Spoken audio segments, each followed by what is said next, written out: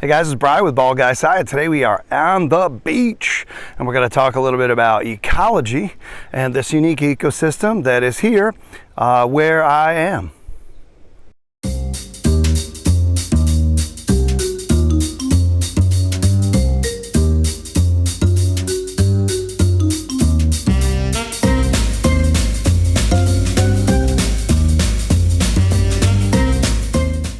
So we are on a very specific beach. I'm not on the ocean. I'm actually off the coast of the eastern side of Lake Ontario in upstate New York. So the reason I'm here is this is the only freshwater barrier island sand dune ecosystem, man, that's a mouthful, here on the East Coast. Now, most of these that do exist on the East Coast and the West Coast and anywhere there is a coast happen because of an ocean. And so we have tides and we have all this energy in the water being driven up on the beach. And so the rocks and the sand and all that other stuff can be affected by the wind and the waves.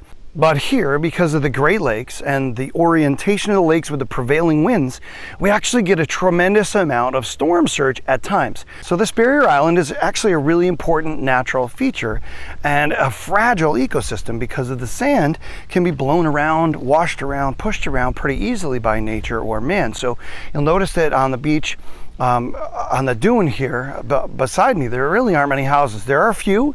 There are some that have been torn down or given up as time goes by, specifically to create this park. And the reason for that is that the environment here is pretty fragile. So this environment is always in a constant state of succession. So it's a primary succession because sand essentially is just tiny bits of rock, right? So normally what we'd see at the foot of a glacier, the top of a mountaintop, is happening here on a sand dune, but it's also got some secondary succession. So when the ice is driven up in the wintertime or a storm surge pushes large volumes of water or wind or whatever, the sand dune actually moves and transitions. So it's a dynamic ecosystem as well. And in order to respond to a dynamic environment, organisms need to be able to adapt. Well, ecosystems do the same thing. And so in this particular case, the ecosystem is adapting and shifting and adjusting with a couple of species. So this is not a very biodiverse place. You'll notice that there's some dune grass here, there's some dune willows, there are some aspen trees, there is poison ivy growing here, but the number of species that can live here is pretty low because one, the soil doesn't hold water. It doesn't hold nutrients. So every time it does rain, the nutrients get carried away.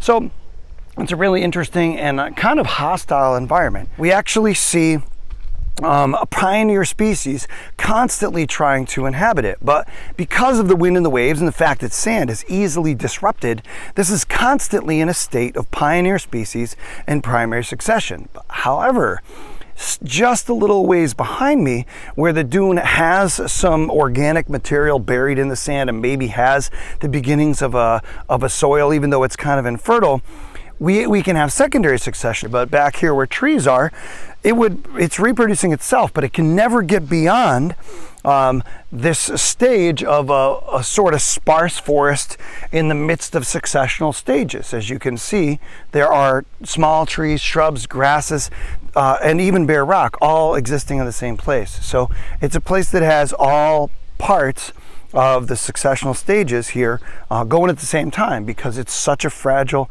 and dynamic ecosystem. Now, what makes it so unique, though, is behind this dune is not just a bunch of land, but there's an estuary. Now, it's a freshwater estuary, so it's a little bit different than one you might find in a harbor off the coast of the ocean, but it serves some of the same purposes. It's a nursery. So fish will migrate from the lake upstream into the rivers and streams in the estuary, and they'll spawn. Now, amphibians will do the same thing, and reptiles will as well. But these provide such a rich environment for a short period of time that they're also a nursery for tons of migratory birds. There are birds that exist here, yellowlegs, plover, sometimes sandpiper, killdeer might be seen here, but all sorts of waterfowl too. So ducks, geese that you wouldn't necessarily see on a small pond or lake inland. You would see them, however, on the ocean. So this will draw a different biodiversity for a specific period of time simply for that phase of their migration and reproduction. So this is a freshwater estuary. As you can see, it's mostly plants that are emerging from the surface of the water. There are some submerged trees, but it's shallow, sheltered wetland that doesn't have quite the same breeze. It won't get much of the storm surge, at least quickly. It's a great place for waterfowl and other migrating birds, migrating fish, to set up a place to spawn, to nest, and to reproduce. So this is an awesome example of a freshwater estuary.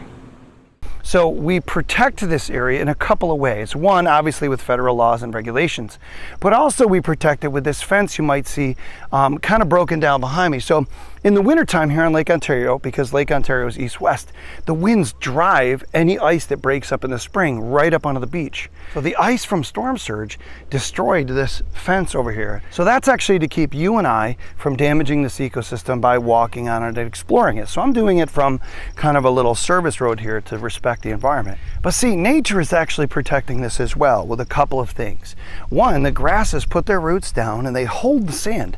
Any sand that does get blown off the beach will actually get trapped in that as the wind is slowed down going through it, and it'll fall down, and so it'll build a berm or a dune, okay?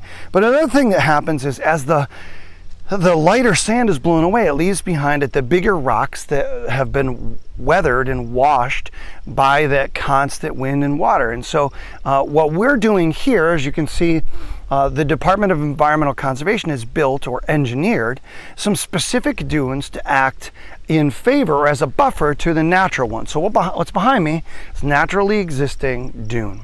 What's in front of me is not. It's an engineered dune. The engineered dune has washed gravel that's brought in here. Actually, when we got here this morning, they were pulling it off the beach because spring is over and they're expecting people to be here for summer.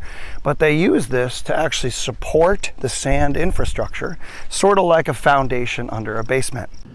All right, guys, well, that does for this week of Bald Guy Sci. Check back with us next week for a new fresh video. And if you haven't already, hit the subscribe button, the thumbs up, share this video with somebody, and hit that notification bell. We'll see you back here next week.